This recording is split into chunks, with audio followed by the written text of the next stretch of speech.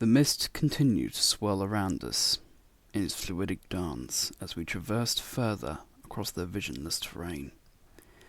My niggling sensation kept shivering through me with each step, yet it didn't halt me once. Garth's grip on my hand or arm tensed and eased in our journey through this pathless labyrinth of mist and trees. The immediate temperature never changed, but it didn't instantly mean there wasn't danger lurking nearby. More than once we found ourselves swiftly changing direction to avoid a foul-smelling swamp that almost swallowed us up as it erupted from the mist. Despite us numbering 4, we were literally stumbling worse than a blind man into everything we came across. Our luck seemed no better, as more strange formations protruded from the ground. Not trees, but stone, or rather piles of them, with an unusually regular openings in them. Stray pieces of rotten wood softly crunched under our feet as we slowed our pace, and the mist receded to unveil its great secret. All at once our hearts sank as we took in the ghastly yet sorrowful sight now revealed to us. The piles of stone, with regular openings, were what remained of a settlement, its houses empty shells, and its residents long perished. Anger and anguish filled my heart as my eyes met the pale remains of the nearest house, its roof having caved in from the collapse of its support beams. Thoughts of Stilk flooded my mind as tears leaked from my eyes. Had my own home truly faced the same fate? Garth's grip on me tightened once more as he struggled to keep it together. Valter and Tristane were speechless as they traversed the open space between the ruins. Not a breeze blew in that ominously still place, despite the mist receding as it had momentarily. Tristane was the first to break the silence, his voice almost reverberating around us all. "This must have been one of the southern settlements, either Morvac or Vilgain. To think they both befell this fate." He trailed off as he reached down to brush a small crest carved into a large stone. I watched through my tears as he bowed his head in shame.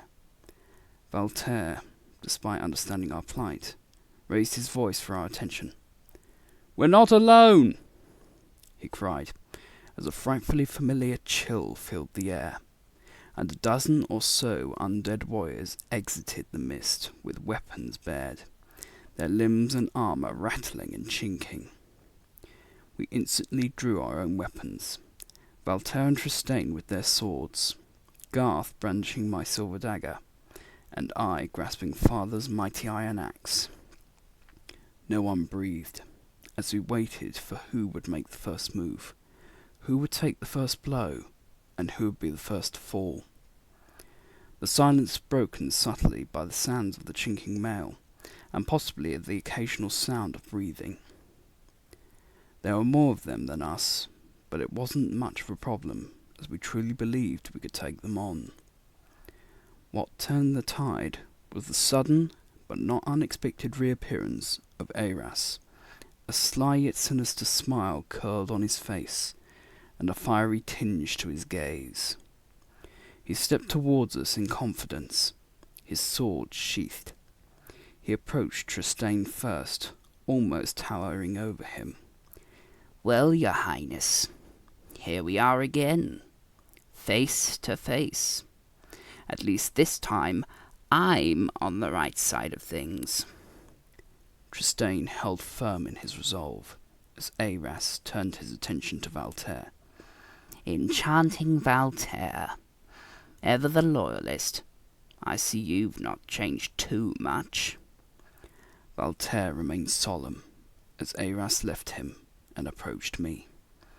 "Finally, the stoic Lukah and his whimpering brother Garth.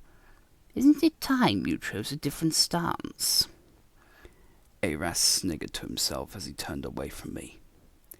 Never in my life had I wanted to rip a man's head from his shoulders as much as I did Aras, but I held back, knowing such an action would be foolhardy at best.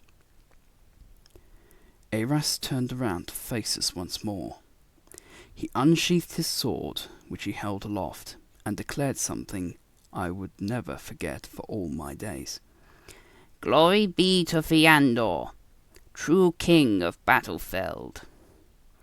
As though in unison, the undead warriors chanted the same phrase. It was terrifying as their harsh, wispy voices echoed around us. Aras directed his sword to us and spoke once more. "Lower your weapons. You have lost." Reluctantly, we lowered our weapons, and several of the undead warriors half-wrenched them from our grip. My inner fire burned ferociously, and my eyes stung fighting back emotion, yet I didn't raise any protest. Valtaire, Tristane, and Garth followed suit, as though, like me, they knew it was fruitless to raise an argument.